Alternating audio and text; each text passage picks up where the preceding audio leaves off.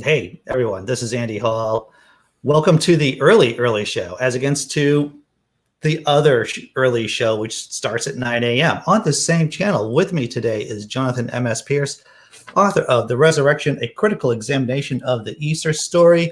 Jonathan blogs over on Pathos. Hey, look at you. You got a copy of your own book. Do you know what? It feels really nice. I love the feeling of the mat cover. It's a book that I love. I love it. Love it. I am glad. Let's see a bit about Jonathan. Let's see. I'm just going to read from his Amazon authors page.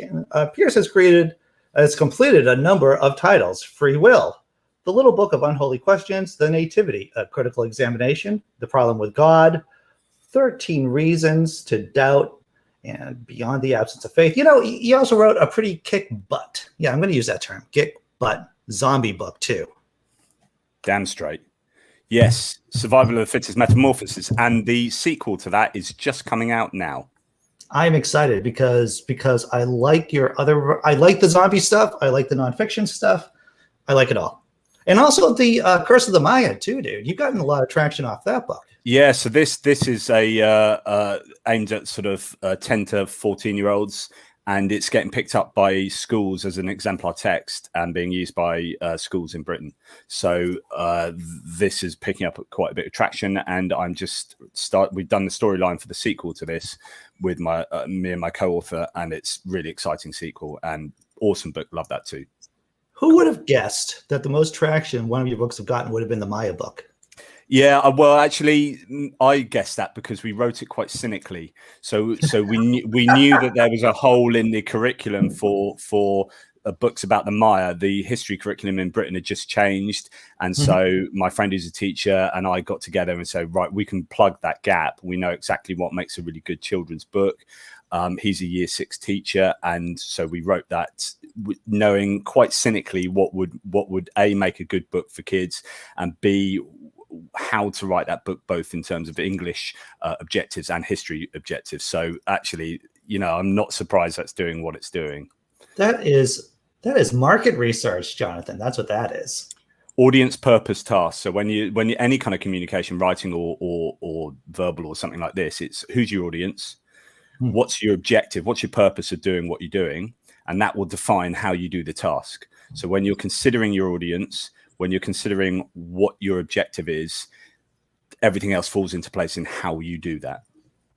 Fascinating. Well, that's great. Hey, I want to say hello to people in the chat. Hello, Tobin Templeman. Hope you're doing well this morning. Tobin was here last night. I was doing a show with another atheist satirist at 10:30 last night, and Tobin was here back then too. How you doing? And Rob, hope you're doing well this morning or afternoon where you are.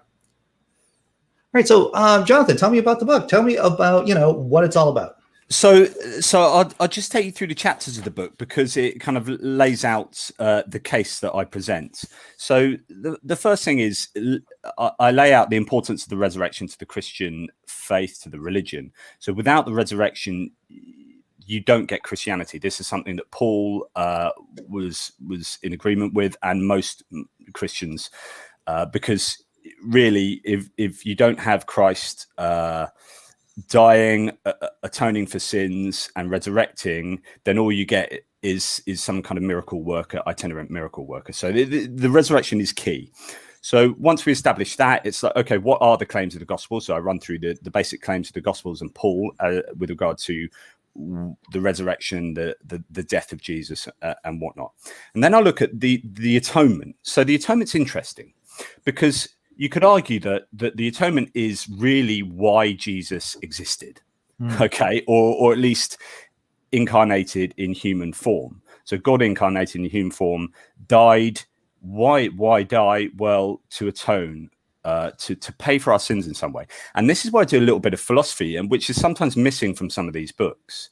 So you get a lot of the biblical exegesis, like the analysis of the Bible and theology. But actually, what about the philosophy? So let's look at this. So if God designed and created humanity in the full divine foreknowledge, knowing how it would turn out to be, how does it make sense that he would need to be paid for in some way the sins of humanity if he designed and created them knowing that would happen? So let's analogize. If I'm a CEO of a car company and I fully know this in advance, 100%, I know that the car I design and create will crash and cause damage and injury. How can I expect payment for that which I have designed and created and done so knowing that it would be faulty?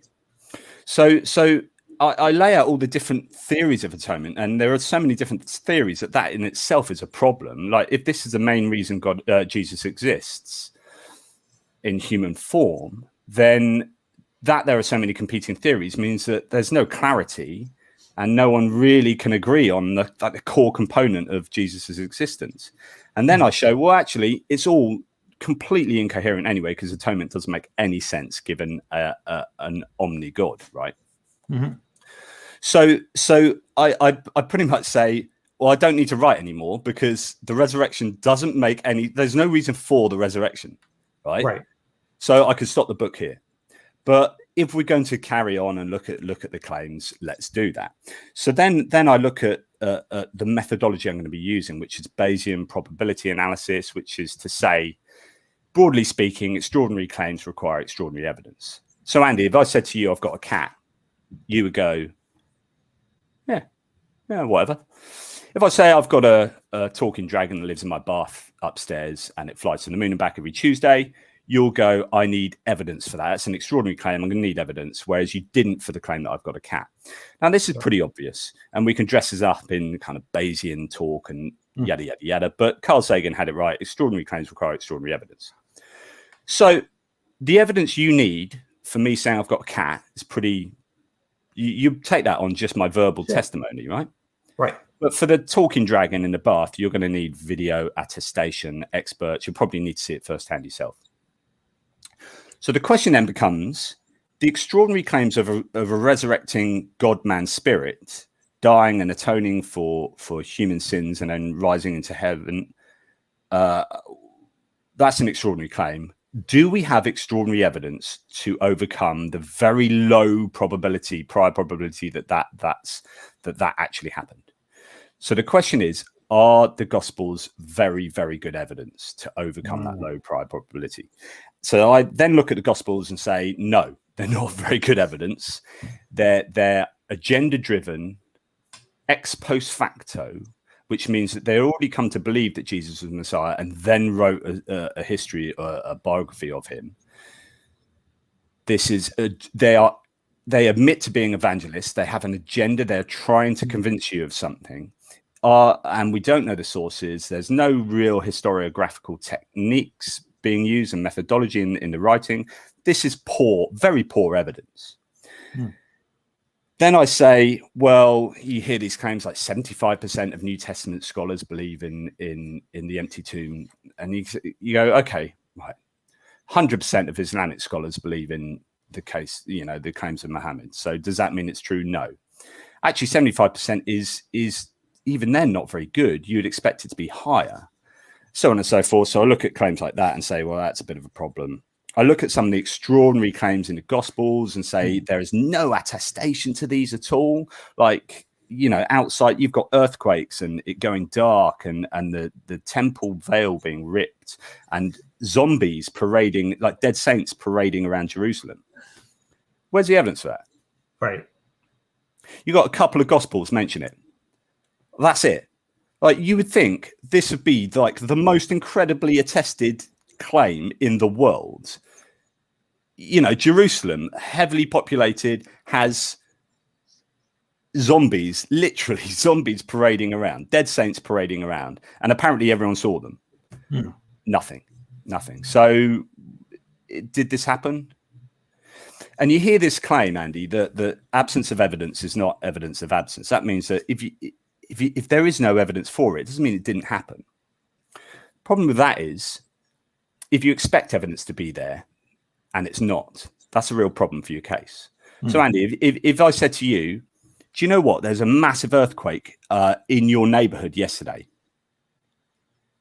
And you would say, well, what's the evidence for that? I didn't feel anything. I expect there to be evidence for that. There's no reports on the newspapers on the TV media.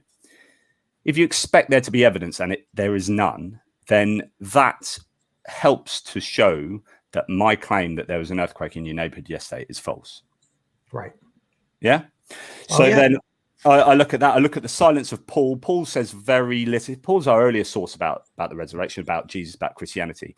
He says nothing about the empty tomb, almost nothing about the details of the resurrection. So what does that tell us? And you know what? Just bouncing off that, from what I understand, from there was later additions to Paul, possibly just to put in, or Paul included stuff that needed to be put in about the life of Jesus that maybe other people put in afterwards. Do I have that right? I'm not too sure. I mean, problem is, 13 of Paul wrote 13 letters. Yeah. And probably 7 of them are authentic. So you've got a bit of a problem. He's writing letters, so it's very difficult to say, well, what would we expect Paul to have?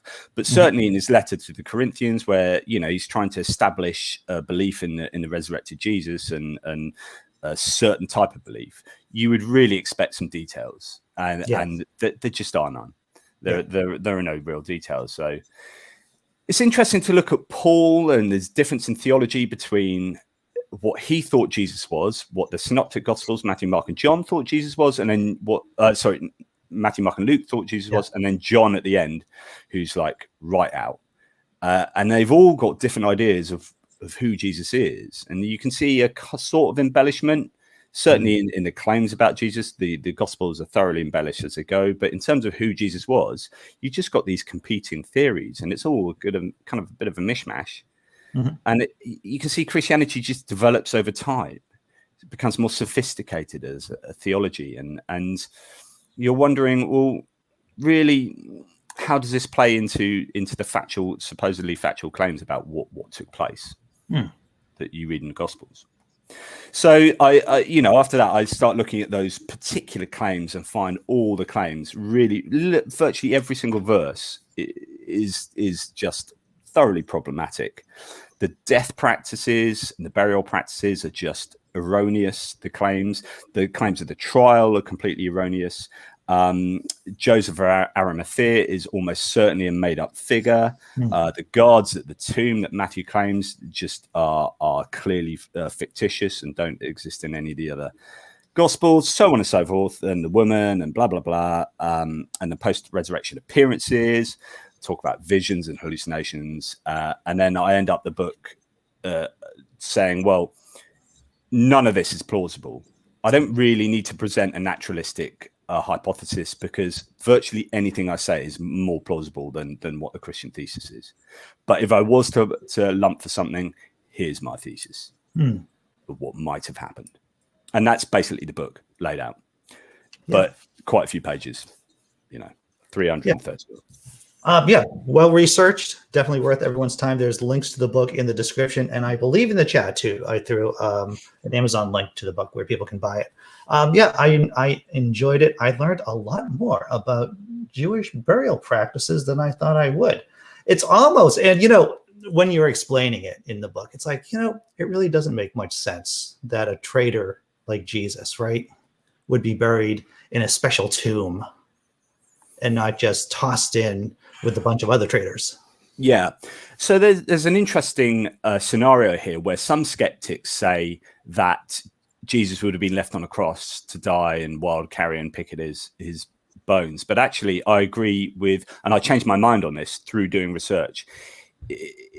In Richard Carrier's knows a lot about this. That Jesus' body almost certainly would have been taken down early, because that was very clear Jewish practice, and Jews were allowed to follow their own rules, religious rules, in ways that maybe certain other places around the Roman Empire weren't.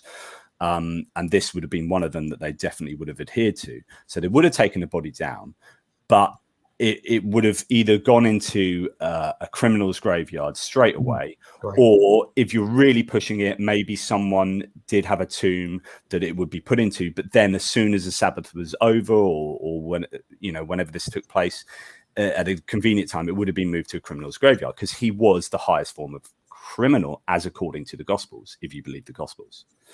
Of course, you don't have to believe the Gospels, and it could be. So some people say that actually it's more likely it was Roman sedition and he was executed by the Romans. But the Gospels have a very clear narrative to blame the Jews. It's part of their theology to say, look, if we blame the Jews, we can drive a wedge between Judaism and Christianity to create our new religion, our new sect, our new cult. And therefore blaming the Jews is part of what we need to do that. So you could say there's one theory that maybe Jesus was executed by the Romans, but then this morphed into being executed by the Jews for blasphemy, even though that's problematic for other reasons, blah, blah, blah. And then, all these things become embellished. Right.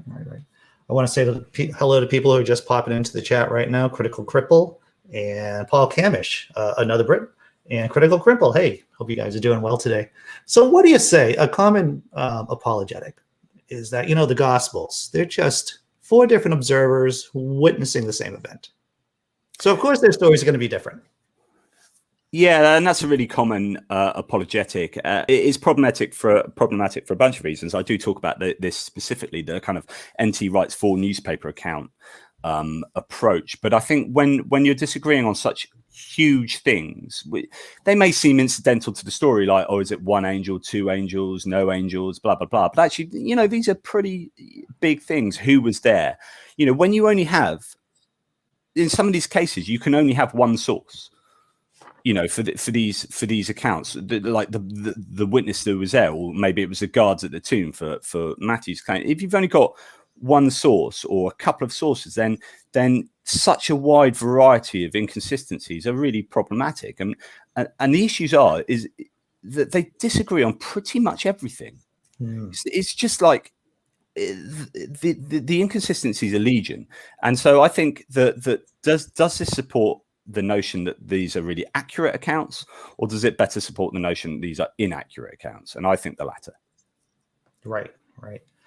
Talk about progressive embellishment in the Gospels. I found this interesting. Yeah. So, well, your earliest source is Paul. Paul has very little in terms of detail, very little at all. Paul's more about theology, not so big on the factual claims. So then you have Mark. Mark is arguably your basis for all the other Gospels. So for a start, they aren't independent sources. And there are so many theories, and I talk about this in the book, but there are so many theories as to whether, Mark was a source of Matthew and Luke, or Mark and Q were the source of Matthew and Luke, and these were all the sources of John, or Luke depending on Matthew, or Matthew depending on Luke. But whatever your theory is, they all pretty much depend on Mark. So Mark is your basic. But then as you go through the Gospels, they're adding details. So a great example is Joseph of Arimathea. Okay. So here's a guy that starts off as, in fact, let me just very quickly talk about the claims of J of A, because he starts off as your let me do that. Yeah, he starts off. So Mark says Joseph of Arimathea came, a prominent member of the council, who himself was waiting for the kingdom of God, and he gathered up courage and went before Pilate. To then you get and a man named Joseph, who was a member of the council, a good and righteous man. He had not consented to their plan and action. A man from Arimathea, a city of the Jews, who was waiting for the kingdom of God. So you're like, oh, as the Gospels go on, Joseph of Arimathea gets more and more details added to him until he's suddenly, and then when you go into the non-canonical Gospels, he's this amazing mystical character who ends up going to Glastonbury and yada yada yada. So you see this progressive embellishment. And each of these Gospels are further away from the source material and from the actual events. This just looks like legendary embellishment that you see in all other religions and fields when you're talking about things that are more distant from the sources.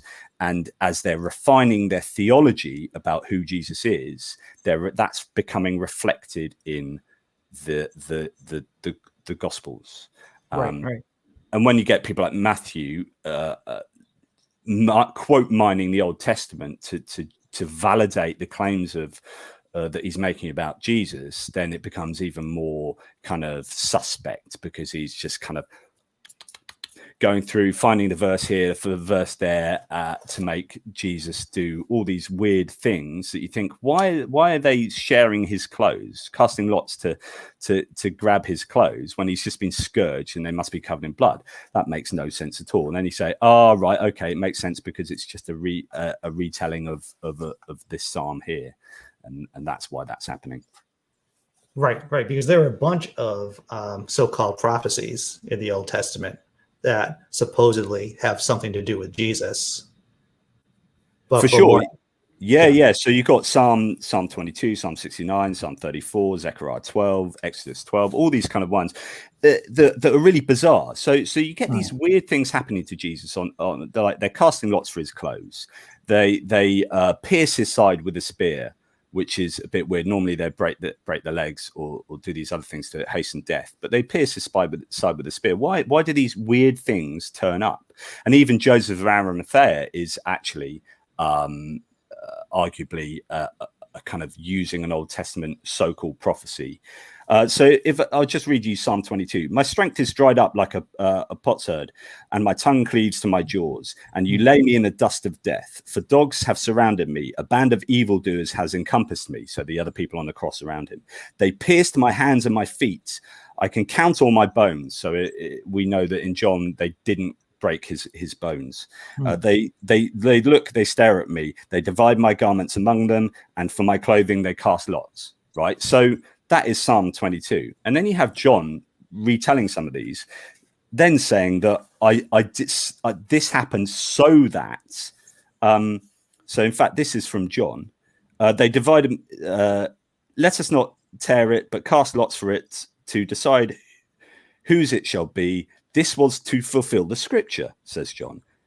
Quote, they divided my outer garments among them, and for my clothing they cast lots, end quotes. Therefore, the soldiers did these things. So he's very explicitly saying this is in Psalm 22, and the soldiers did these things in order to fulfill Psalm 22.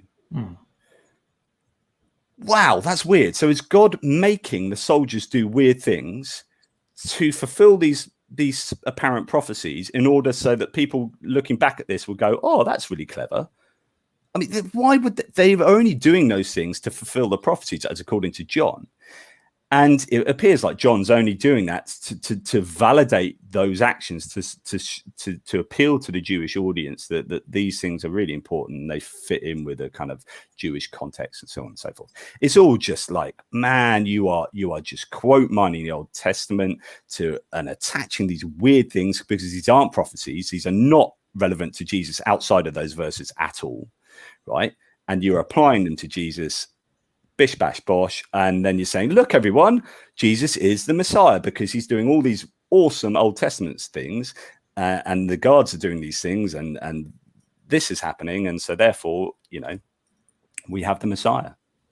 What's interesting, and I'm going to throw it back to how we started this conversation with your book, Curse of the Maya, and how you did some market research about filling a need. And I was thinking about who the Gospels were written for. Matthew for a Jewish audience, I think. Luke more for Gentiles, and John all about the theology. You want to talk about that? Well, yeah. So again, there's a really interesting difference in theology in who Christ was, right? So Paul, and I was reading about this in Bart Ehrman recently, that Paul seems to believe, there's really good evidence to say that Paul believed that Jesus was a pre-existing angel that came and did some funky stuff and then was rewarded, exalted in heaven as an awesome kind of angel. The synoptics, Matthew, Mark, and Luke, said Jesus is basically Messiah. He's just a very cool human that's like the Son of God, does these cool things that are very much in line with the Jewish understanding of the Messiah. And then John comes along somewhat later, after people have been able to think about this, ruminate on it, try and understand some of the claims being made and fit it into a theology, so to adapt a theology to it or adapt it to a theology, and say that Jesus was a logos, he was the pre-existing God incarnate as a human. And that's very different to what the synoptics said, which is different again to what Paul said. And so you've got these different accounts of who Jesus was. And then you have the claims being made by all these different accounts that are trying to fit to the theology. And that's why the accounts are very different. That's why John has some claims that are really different from the other gospels, because he has a totally different theology. In fact, John wants Jesus to be the Paschal lamb, the Passover lamb, which is why John includes these things about the legs not being broken on the cross, very explicit about that, because in Exodus it says you shouldn't break the legs of the Paschal lamb when you have this sort of sacrificial meal to represent the Passover. Jesus is that lamb. This is why he is sacrificed on the Passover, whereas the synoptics have him executed on a different day, and he's not actually the Passover lamb himself. Well, that makes sense. This is why John includes references to the mint jelly. That might be a very rare manuscript. I think I saw something about that somewhere on some forum. Yes, the Codex Jellicus. Yeah. Right. So, talk about apologetics, and there's a lot of harmonization, right? Trying to fit the pieces together to make some kind of coherency, these disparate views. And you talk a good amount about cognitive dissonance. And then I was thinking, are apologetics just a variation of cognitive dissonance? Cognitive dissonance is so prevalent in everything, right? So cognitive dissonance, for those who don't know, is if you have a core belief and you have another belief or a set of evidence, a bunch of evidence that is disharmonious with the core belief, so it either disproves it or is problematic with it, what happens? Usually your core belief will remain. So what do you do with the evidence? Well, some people would just dismiss the evidence, say, well, the evidence just isn't true. So think about climate science. Climate change is happening. That's my core belief. Or climate change isn't happening is my core belief. Evidence it is happening, that's rubbish. Or the Earth is 6,000 years old. Fossil evidence. Is it going to take over my core belief? No. How am I going to deal with that? Well, my cognitive dissonance means I can't have disharmony. So we can't have this happening. So the evidence is Satan planted it. It exists. You can show me fossil evidence, fair enough, but Satan planted it. Okay, so that effectively dismisses that and allows my core belief to maintain. Now let's look at the Jesus followers. Jesus was the Messiah. This is what we see from Matthew, Mark, and Luke. Certainly, the belief that he was going to be this kind of ruler, possibly militaristic leader, however you want to interpret the Messiah. And then he goes to Jerusalem and ends up being executed. So core belief, Messiah, executed human. How do we deal with this? So what they did is they go back to the Old Testament. They look at these Old Testament verses and chapters, and they pick these bits out that support a Messiah who dies, a sacrificial lamb, Yom Kippur, maybe the idea, the Jewish festival where you have a scapegoat. So all these things can then be used to harmonize disharmony, so that the cognitive dissonance is erased and you have a coherent narrative. So Jesus' early followers would have gone through cognitive dissonance big time. Oh my goodness, he's died. How do we understand this? And then some of them would have had some hallucinations. We know that at least 13% of people, probably more, because so when you start looking at societies who are more susceptible to this, more religious societies, older societies, then the percentages go up. I mean, there's some stats like 40%.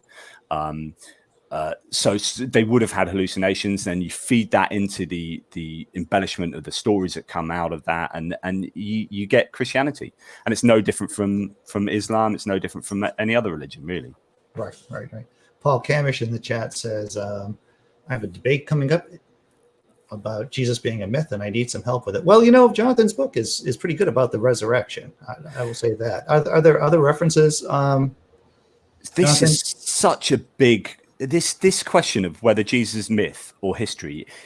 Just I've seen people debate against Christians, and it becomes heated. But man, the heat you get off like historicist versus mythicist debates is incredible. Like, it really divides the skeptic community.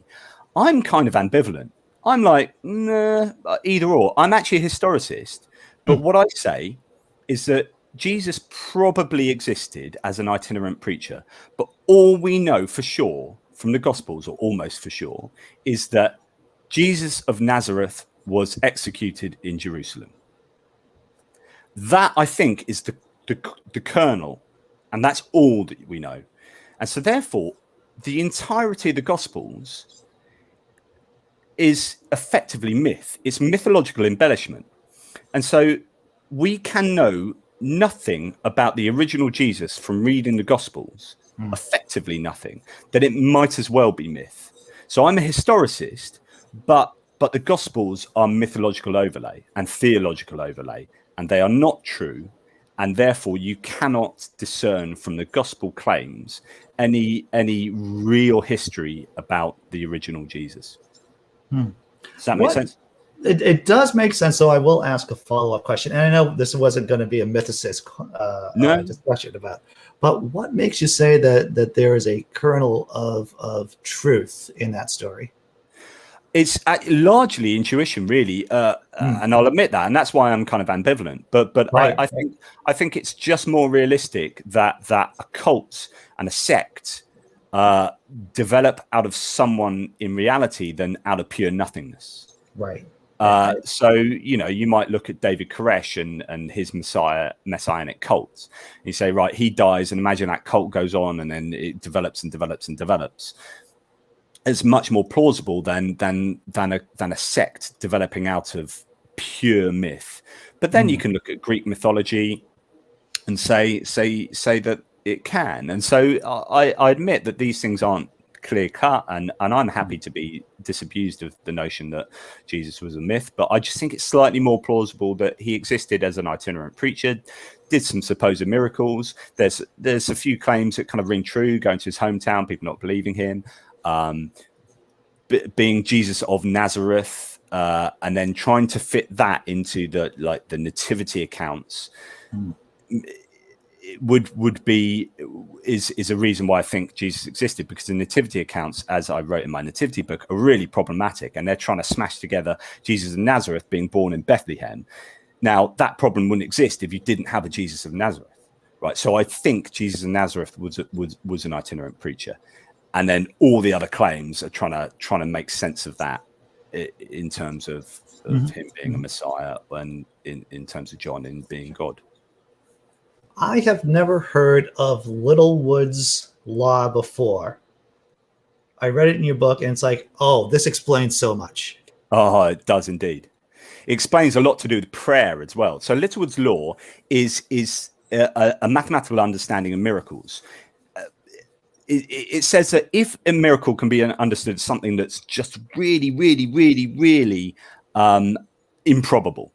So it's not talking about growing back a limb, something like that, but it's saying that it's something that's got maybe specified complexity, something of real specified complexity, which is hugely improbable. We might see that as a miracle. But so many things happen to us. So you might say that's 1 in a million chance of that. And then you might say, well, 1 million things happen to us every month. So that 1 in a million thing will happen to us every month. What it basically says is something hugely improbable is going to happen to you on a really quite regular basis. So and I wrote an article on this some years back to do with a scenario whereby we were at home doing whatever. We had an issue with our newborn twins, and we're like, oh, this is a real problematic issue.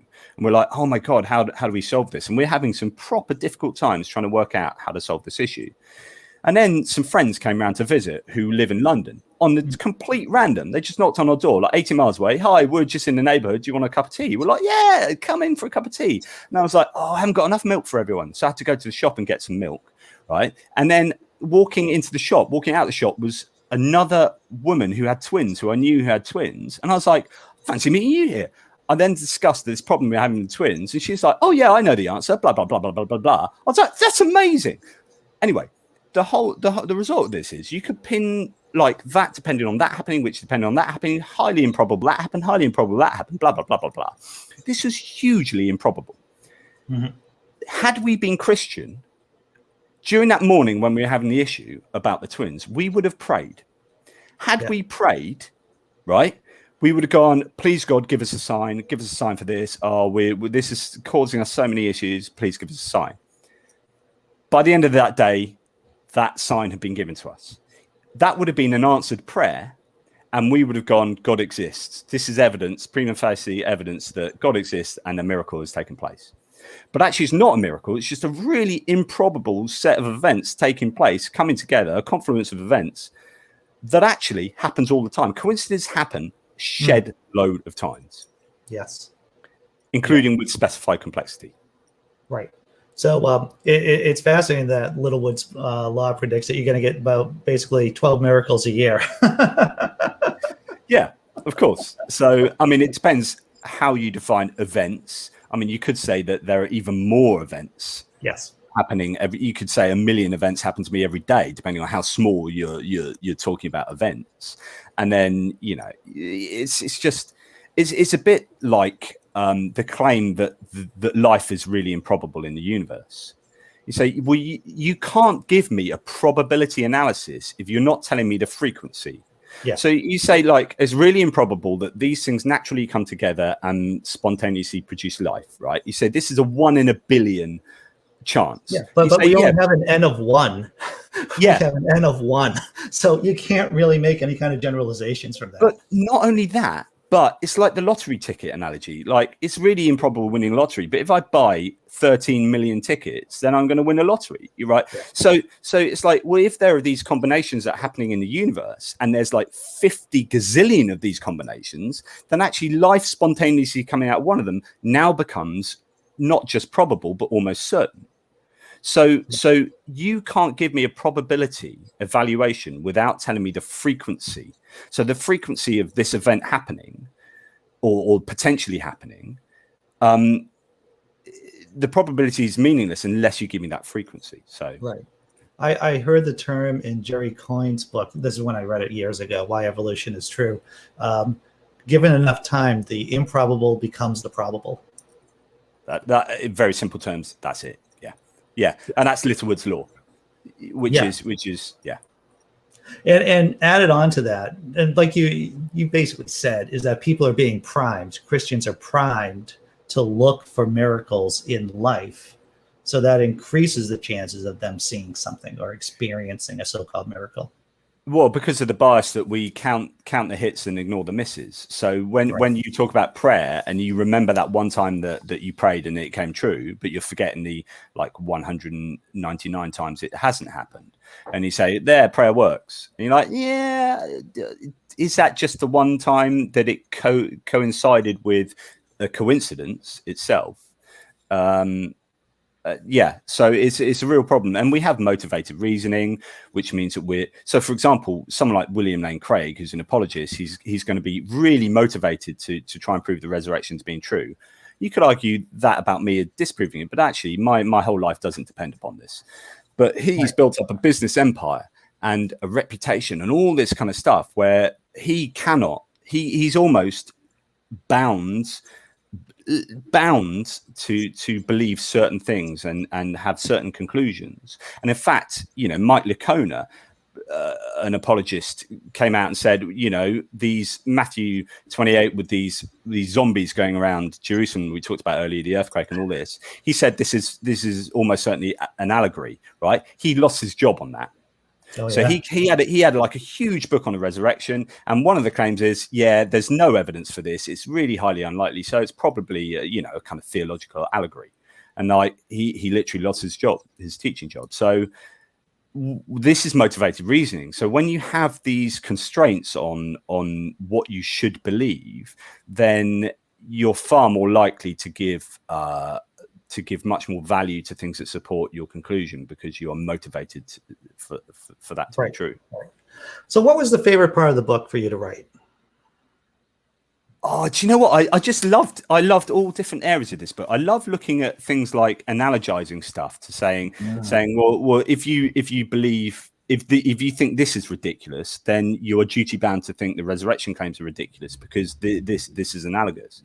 And then looking at things like Sabbatai Savi, who's an apostate from Judaism back sort of 400 or 500 years ago, who had a really similar kind of cognitive dissonance scenario where his followers then made up loads of like miracle accounts, so they couldn't handle that he was an apostate to Islam, blah blah blah blah blah. And that was really interesting. And then just all the methodological stuff, and then looking at the history and the burial practices, that's really interesting. And then you get the looking at the gospel verses and picking them apart. And each part of this book has so many different, and the philosophy and whatnot, so many different aspects of this book that it was all interesting in its own different way. I just loved it. I loved writing it. I really enjoyed writing this book. Right. Critical Cripple, who was in the chat, but I think he had to go to he had to go to a medical appointment, noted that the nativity is completely fabricated. Yeah, I believe you wrote a book on that, Jonathan. I did. Do you know what? I won't stand up and walk back to my bookcase and get it out. We sometimes have these Zoom meetings. I blog at A Tippling Philosopher, and we have the Tippling Philosophers, this group that meet once a month, right? And we are meeting on Zoom at the moment due to COVID, and our Zoom meetings are often so similar in what some of us do. So I always try and go and get out one of my own books and say, look, I wrote in this book once. Blah, blah, blah, blah. So it's become one of the buzzword bingos. So we have these kind of bingo sheets. And whenever someone says something that they're truly predictably going to say. So I won't stand up and get one of my books. But yes, this is absolutely correct. The nativity accounts are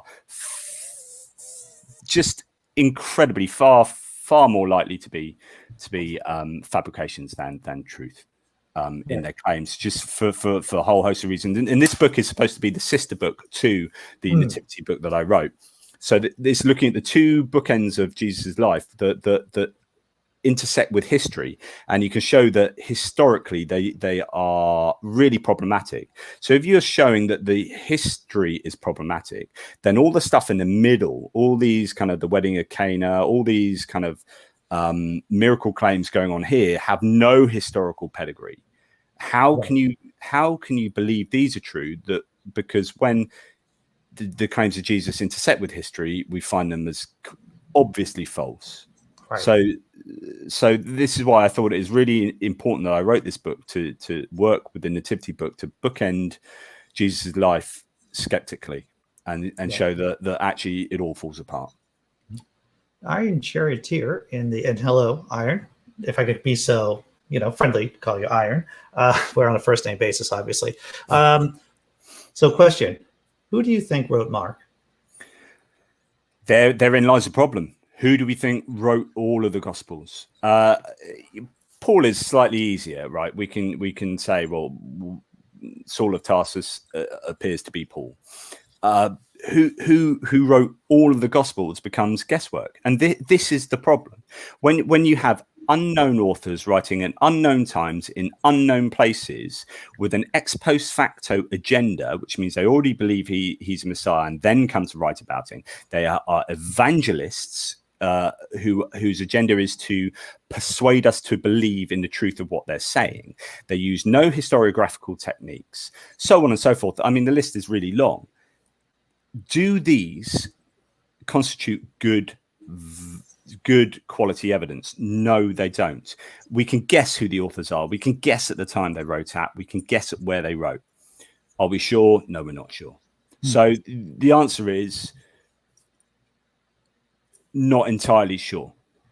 What I found interesting, but not an eyewitness. Not an eyewitness. Not an eyewitness. Definitely not Mark. Obviously, right? Not the. Or Mark. Luke admits to not being an eyewitness. None of them are eyewitnesses. Right. You get some people like Richard Balcombe claiming that there is eyewitness testimony going on, even with John. But I would disagree. But that's in a whole other discussion. And is there a fair amount of material just tagged on the end of Mark? So Mark doesn't originally have the resurrection accounts. So there's a tagged on shorter ending and a tagged on longer ending. But in the two earliest manuscripts, the Codex Sinaiticus and the Codex Vaticanus, which are from the 2nd century, they don't have the ending at all. So why is that? Is that because it hadn't yet been developed? I think that's pretty plausible. We don't have the empty tomb story in Paul. We don't have it in the original Mark. We then start having it in Matthew, Luke, and John. And actually, what's also important that we see added on, and there's a big chapter on this in the book, is that as the Gospels go on, it's more important that Jesus's resurrection is a bodily resurrection. So in John, you start having Thomas poking Jesus. Jesus sits down and eats fish and whatnot. These little bits that are added to the Gospels are bizarre unless they're understood in this is to prove that it's a bodily resurrection. Why is that important? Well, it goes back to Paul.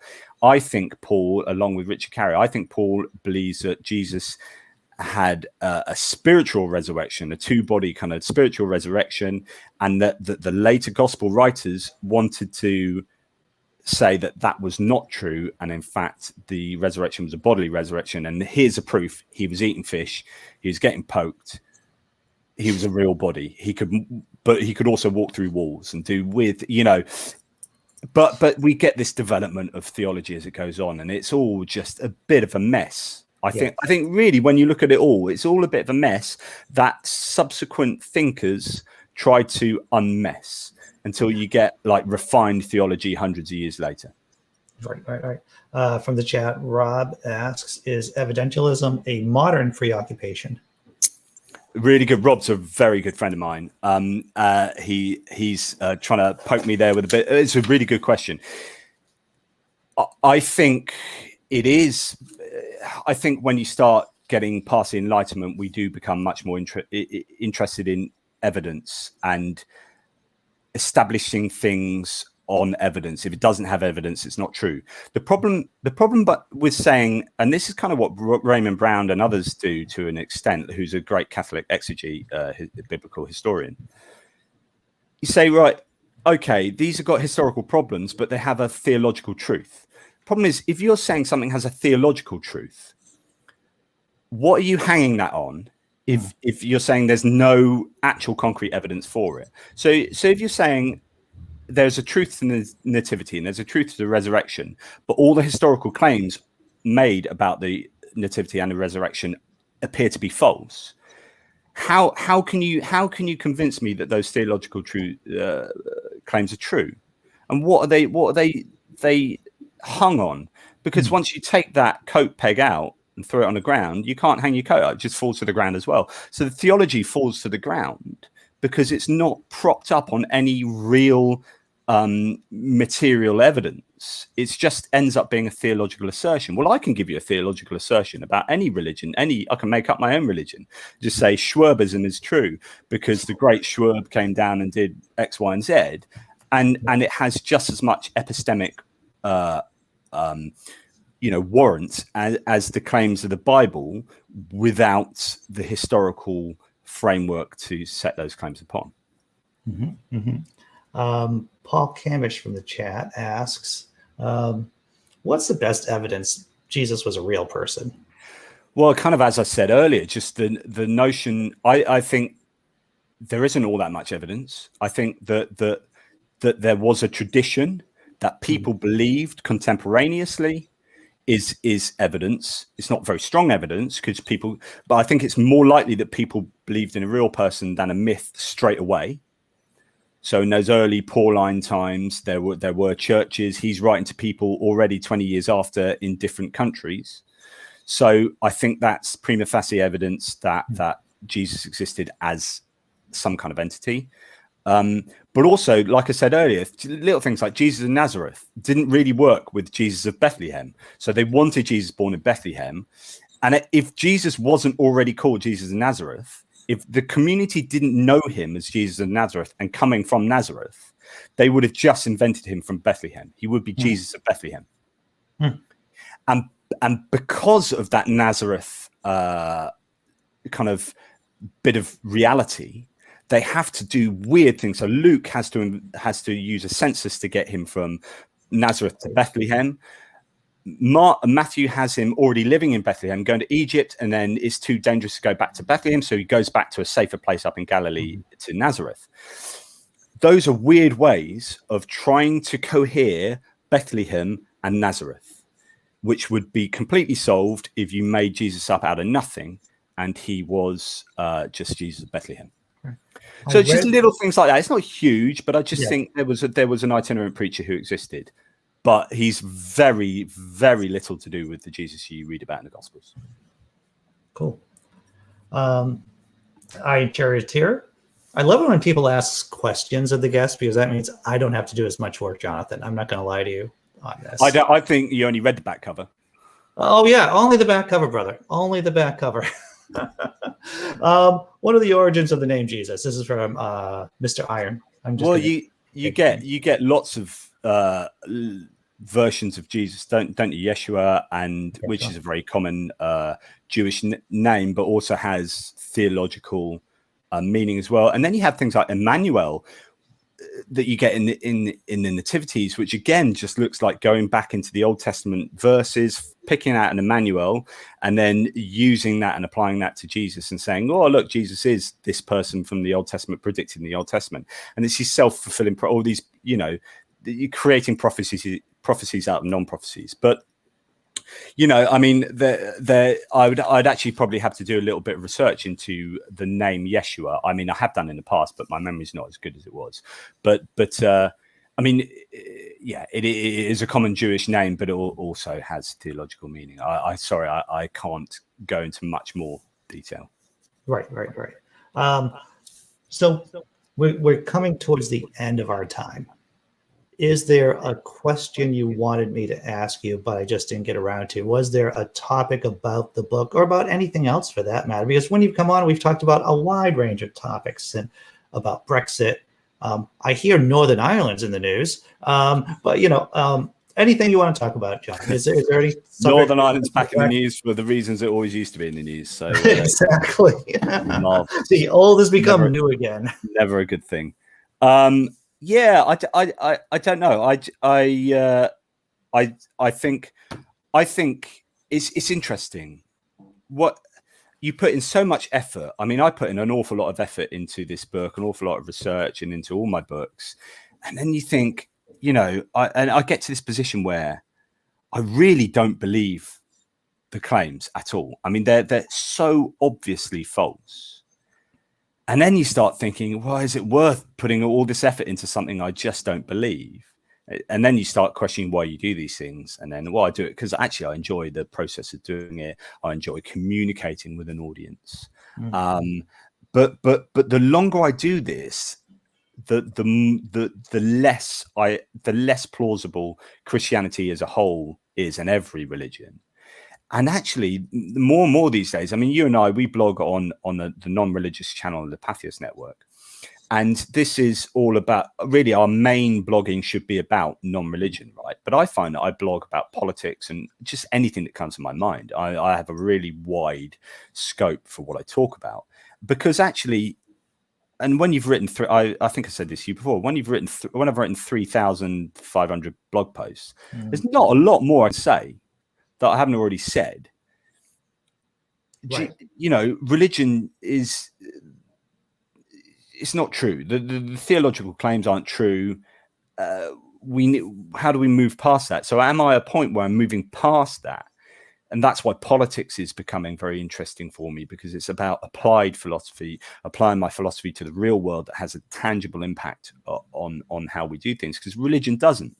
Or it shouldn't, but then in places like America and the Middle East, it does. So then you get back to this, well, actually, it still is important to try and debunk these claims, because you've got people in America who believe these things so strongly, and they're involved in QAnon. But then you go, well, it doesn't matter how good books like this may or may not be. Someone who believes in QAnon is going to believe in anything, and they're not going to listen to reason. And so, these are the conversations I have going through my head, which is like, why do I do this? Does it have an impact? Yes, it does. in certain quarters among a few people, but man, there are still people around the world who will believe anything, no matter what rational people like myself say. Right. Slade from the chat says Nazareth could have been a misunderstanding of Nazarene.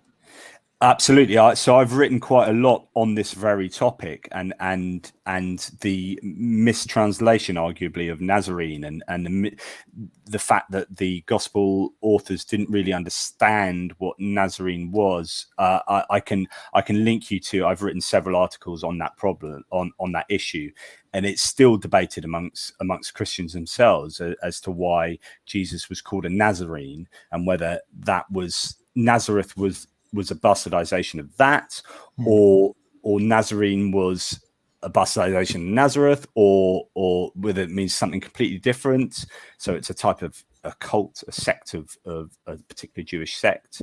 How is it relevant here, or does it mean like a branch? It's got another meaning. It could come from Natsir, a Hebrew word meaning branch. And so it's just like, man, just one word, the amount of work that you can do on one word, and whether it's true or not, and whether it shows that it's all a load of rubbish, or whether you can like adapt it and have mental contortions to show that actually it fits in with whatever.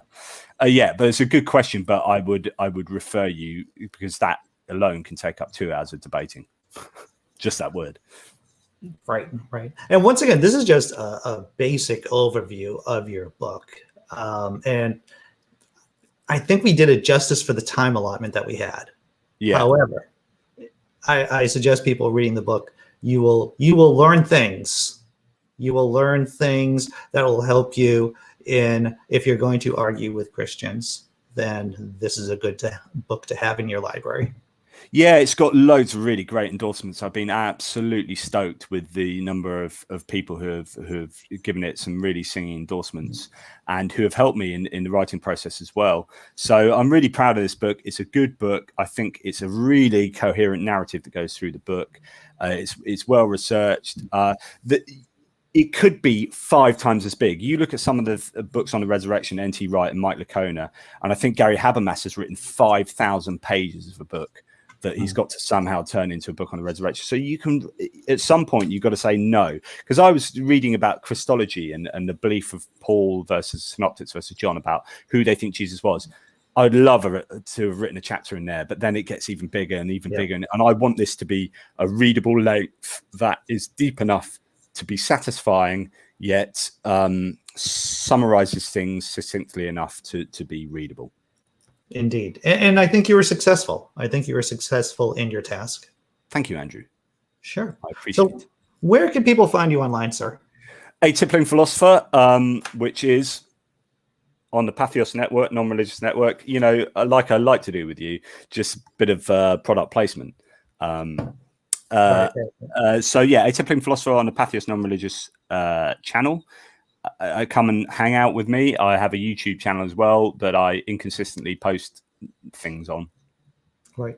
Paul Camish mentions in the chat, I can't find Jonathan's book in the UK. It is did you click the link down? It is filtering through the distribution channels at the moment. So at the moment, you can buy it on Amazon through third-party sellers. It was available just shortly for Amazon, and then it kind of all sold out.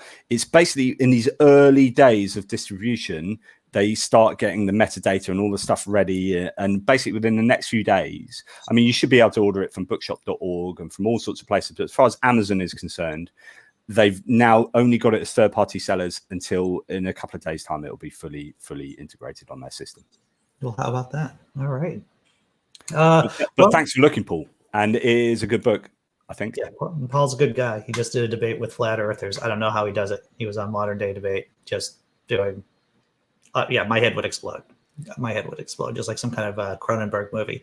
But, we have to cut it short. That was a deep cut reference to Scanners, by the way, for those of you who are into old school horror movies. And we didn't go around the houses like we normally do, talking about Brexit and politics and stuff. So it was just resurrection today. Just resurrection. It's crazy, but there was so much talk about your book, and I have another show coming on at 9:00, and then an open room at 10:00, and so My day is just, and then I have a job thing I'm doing, a job interview. Don't bother that. More just paperwork, to tell you the truth, at noontime. So my morning is really all about time management for me, and coffee, Jonathan, and coffee. Yeah. Time management and coffee, brother. Good man. Everyone in the chat, thank you very much for showing up. Thank you for your questions. Thank you for your input. It is always appreciated. And once again, Jonathan, fantastic. Another fantastic episode. Always love talking to you, Andy. Thanks, man. All right. And I'm going to hit the magic button that ends the broadcast.